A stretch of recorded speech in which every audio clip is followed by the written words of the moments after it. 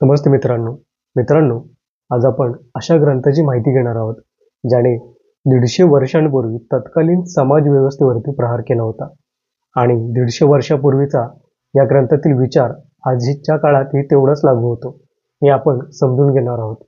कारण हा नुसताच इतिहास नाहीये, तर या ग्रंथातून प्रस्थापित वर्गाची विचारधारा मोडून काढून एक नवी क्रांतिकारी सुरुवात हा ग्रंथ करतो. जुनी मिथके मोडून काढून समाज व्यवस्थेतील पुनर्रचना करतो आणि सर्वात महत्त्वाचं म्हणजे हा ग्रंथ आपल्याला विचार करायला, कृती करायला भाग पाडतो.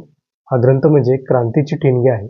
काय बरं असेल या ग्रंथाचं नाव आणि कोणी लिहिलं असेल? तर मित्रांनो, 1873 साली महात्मा ज्योतिराव फुले यांनी गुलामगिरी हा ग्रंथ सामाजिक क्रांतीचा आणि मुक्तीचा जाहीरनामा असलेला ग्रंथ लिहिला. हा ग्रंथ म्हणजे ब्राह्मणेतरांना फुटलेली वाचा होती.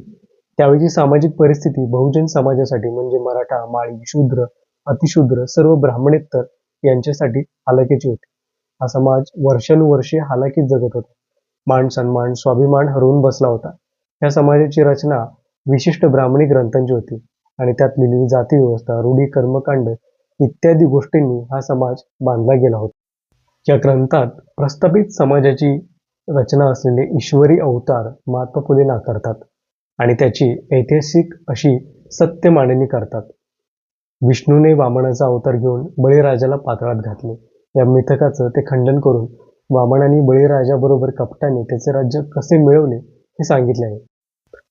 त्याचबरोबर महात्मा फुले आर्य अनार्य सिद्धांत मांडत परकीय आर्य या देशात स्थिरावले आणि या देशातला मूळचा लोकरक्षक देव यांच्याबरोबर कपटनीतीने जिंकून त्यांचे राज्य कशा प्रकारे बळकावून त्यांना फसवलं गेलं याचाही इतिहास ते आपल्यासमोर मांडतात.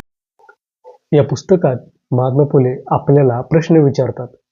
ज्या ईश्वराने शूद्रादी अतिशूद्रांना व इतर लोकांना आपण निर्माण केलेल्या सर्व सृष्टीतील वस्तूंचा सारख्या रीतीने उपभोग घेण्याची मोकळीक दिली असून भट लोकांनी त्यांच्या नावाचे खोटे ग्रंथ बनवून त्यांच्यामध्ये सर्वांचे हक्क रद्द करून आपणच अग्रगण्य होऊन बसले, यावर आमचा कोणीही भट बंधू अशी शंका घेतील की हे ग्रंथ जर खोटे आहेत तर त्यावर शूद्राती अतिशूद्रांनी कसा विश्वास ठेवावा व हल्ली ठेवला पाहिजे, याचे उत्तर महात्मा फुले देतात. याच्यामध्ये स्वार्थ दडलेला आहे. बहुजनांना अडणी करण्याची युक्ती आहे. खोटे ग्रंथ तयार करून त्यातून सामाजिक विषमता, जात व्यवस्था तयार केलेली आहे आणि लोकांना विभागलं आहे. ईश्वरी आदेशाच्या नावाखाली लोकांना वेगवेगळ्या कर्मकांडांमध्ये अडकवलेलं आहे. या पुस्तकात फुले तुलना करतात की तत्कालीन ख्रिस्ती मिशनरी लोक यांची भूतदया आणि प्रस्थापित लोक यांचा धर्म. फुले सांगतात, जे लोक स्वतःला धर्मरक्षक मानतात त्यांचीच वागणूक सर्वात अमानवीय कशी आहे आणि ख्रिस्ती मिशनरी लोकांनी मानवतावादी दृष्टिकोन कसा सांगितला हेही ते सांगतात. पौराणिक कथांचे खंडन केल्यानंतर या ग्रंथात बहुजन समाजासाठी महात्मा फुले प्रत्यक्ष व्यवहारिक आणि उपाययोजना काय केल्या पाहिजेत हे आपल्याला सांगतात. ते प्रशासनासाठी अत्यंत ठोस अशा मागण्या करतात. म्युनिसिपालिटीज आणि स्थानिक संस्थांमध्ये ब्राह्मणेतर आणि अस्पृश्य सभासदांची गरज, शिक्षण आणि इतर सुधारणेमध्ये ब्राह्मणेतर पुढे येण्याची गरज काय आहे, का आहे हे ब्रिटिश शासक आले तरी त्यांच्या शासकीय संस्थांमध्ये तेच लोक आहेत ज्यांना शिक्षण घेण्याची संधी आहे आणि संधी गैर ब्राह्मण लोकांना नव्हती. जोपर्यंत या संधी मिळणार नाही तोपर्यंत सत्तांतर होणार नाही हे त्यांनी ओळखले नव्हते. म्हणजे आजच्या समान प्रतिनिधित्वाचं बीज त्यांनी 150 वर्षापूर्वीच रोवलं होतं. त्यांनी केवळ भूतकाळ उकरून काढला नाही तर भविष्यकालीन समाजाची उन्नतीची ब्ल्यू प्रिंट काढून ठेवली. हा ग्रंथ म्हणजे केवळ एक टीका नव्हती तर कृत्रिम जातीभेदाच्या मूलभूत कल्पनेवर आणि भेदनीतीवर कुऱ्हाडीने मारलेला एक घाव आहे.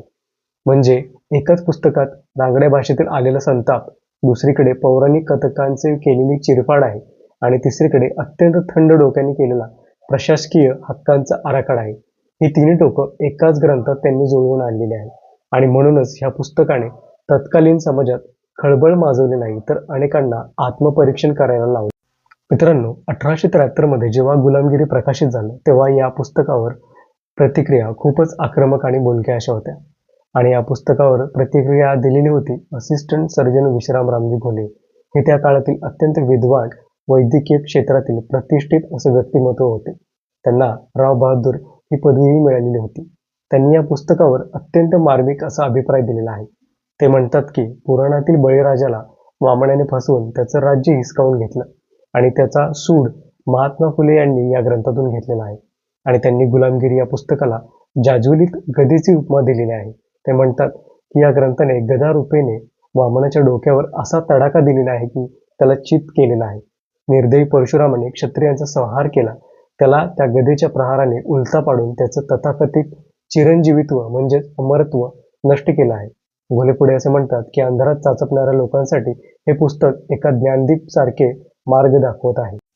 मित्रांनो, गुलामगिरी या ग्रंथाने केवळ जुनी मिथकं तोडली नाहीत, तर ज्योतिराव या क्षात्रवीराने कलियुगातील क्षत्रियांचे अमरत्व अस्तित्व असल्याचे सिद्ध करून दाखवले आहे.